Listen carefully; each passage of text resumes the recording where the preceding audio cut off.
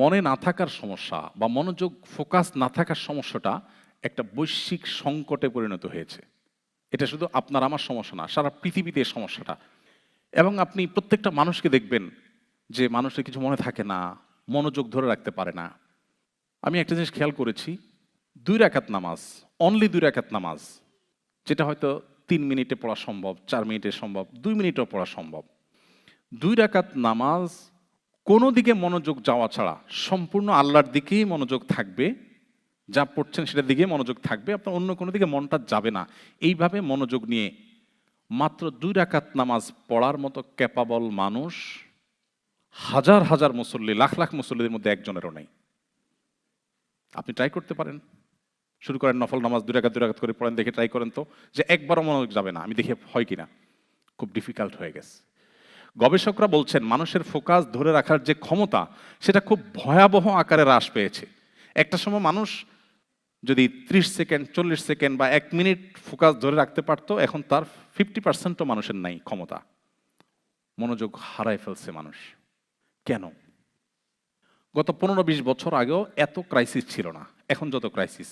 তাহলে এই 15-20 বছরে কি এসেছে পৃথিবীতে যেটা আগে ছিল না? আমরা একটু চিন্তা করলে, ভাবলে দেখি, সেই জিনিসটা আর কিছু নয়, আমাদের স্মার্টফোন এবং সোশ্যাল মিডিয়ার ব্যবহার। এগুলো কিভাবে আমাদের ফোকাস এবং মনোযোগ, আমাদের স্মৃতিশক্তিকে নষ্ট করছে, এটা নিয়ে অনেক লম্বা আলাপ করতে হবে। আমি সেদিকে যাব না, আমি সংক্ষেপে শুধু একটু বলি। আমি নিজে যখন এই সমস্যাটা ফেস করছিলাম, আমার যে প্রোডাক্টিভিটি কোচ, আমার যে মেন্টর, একজন আমাকে ফিজিক্যাল এক্সারসাইজ করান প্রতিদিন, আরেকজন আমাকে সপ্তাহে একদিন কয়েক ঘন্টা সময় নিয়ে আমার সারা সপ্তাহের কাজগুলোকে আরও বেশি প্রোডাক্টিভ এবং আরও বেশি আপনার ভালোভাবে করার জন্য আমাকে গাইড করেন। তো আমার সেই প্রোডাক্টিভিটি কোচ বা আমার যে মেন্টর, পার্সোনাল মেন্টর, আমি তাকে বললাম যে আচ্ছা, আমার মনে থাকে না, আমি এক সময় 200 পৃষ্ঠার বই পড়েছি, পুরাটা মুখস্থ হয়ে গেছে, আর এখন একটা সন আমি মুখস্থ রাখতে পারি না, নোট ছাড়া কথা বলতে পারি না, কি সমস্যা? ডাক্তার দেখিয়েছি দেশে দেশে বাইরে, কোনো সমস্যা ধরা পড়ে না, ডাক্তাররা কিছু খুঁজে পায় না, বাট আমি ফিল করছি এই সমস্যা। তখন সে আমাকে এক লাইনে বলল যে আপনি সকাল থেকে এই পর্যন্ত ফেসবুকে কতগুলো পোস্ট দেখেছেন? তাই বললাম তা তো অগণিত, কারণ যেভাবে স্ক্রল করি আমরা, এটা কোনো এন্ডিং নাই তো। কিছু দূর গেলে হয়তো নেট একটু ঘুরবে, তার মানে তুমি ওয়েট করো, আসছে আরো, তাই না? কখনো আপনাকে দিবে না দ্য এন্ড, আসবে। চিন্তা করেন, যে জিনিসটার কোনো এন্ড নাই, আপনি যেভাবে খুঁজছেন মনে হয় যে কি হারায় গেছে, তাই না? অথচ আপনি অর্থহীন জিনিসের পিছনে কি খুঁজছেন? আপনার কেউ জিজ্ঞাসা করে ভাই কি খুঁজছেন, আপনি কোনো জবাব দিতে পারবেন? কোনো জবাব দিতে পারবেন কি খুঁজছেন? আপনি একটু চিন্তা করে দেখুন, আপনাকে কোন গর্তে ঢুকাই দেওয়া হয়েছে, আপনি কোথায় কোন জগতে বাস করছেন, আপনি কি খুঁজছেন নিজে জানেন না, বাট আপনি খুঁজছেন। দেখুন, হাসির ইস্যু না, খুবই সিরিয়াস ইস্যু। আমাদের ঈমান, আমল, এমনকি দুনিয়ার যে আমাদের জীবনের বরকত, সেটাও নষ্ট হয়ে যাচ্ছে। আমাকে তখন সে বলল, সকাল থেকে এই পর্যন্ত আপনি কতগুলো স্ট্যাটাস দেখেছেন? আমি বললাম না হলেও তো শখানিক হবে, আরও বেশি হবে, কারণ স্ক্রল যখন করি প্রতি সেকেন্ডে তো 2-3টা করে চায়।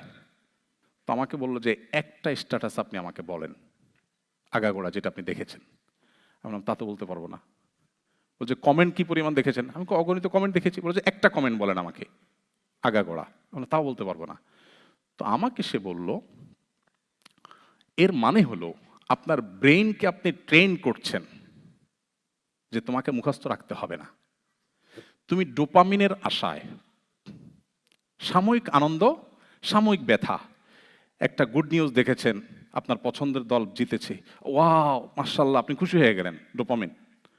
আবার দেখেছেন গাজায় মানুষগুলো অনাহারে মারা যাচ্ছে, এর মধ্যে আবার হামলা চালিয়েছে অভিশপ্তরা, এটা দেখার পর আপনার কষ্ট হয়েছে, মনটা খারাপ হয়েছে। এই যে সাময়িক আনন্দ আর সাময়িক বেদনা, এটাই আপনার উদ্দেশ্য এই স্ক্রলিংয়ের।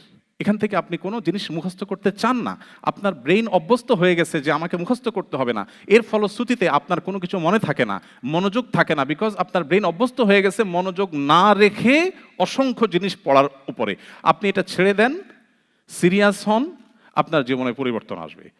কয়েক মাস হয়েছে আমার মোবাইলে কোনো ফেসবুক, কোনো ইউটিউবের অ্যাপ নাই, আমার অফিসে, আমার বাসায়, আমার কোনো পিসিতে কোথাও নিউজ ফিডে ঢুকার কোনো অপশনই নেই, সেটা এমনভাবে ব্লক করা আমি চাইলেও ঢুকার সুযোগ নেই।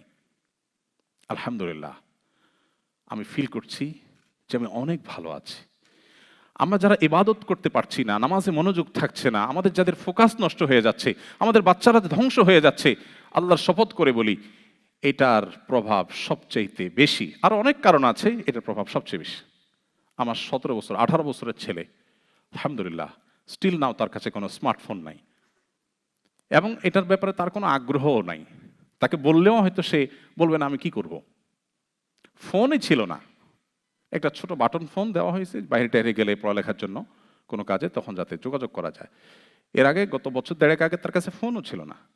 আপনি বলবেন ফোন না থাকলে কি হবে, যদি একটা বিপদে পড়ে কি হবে?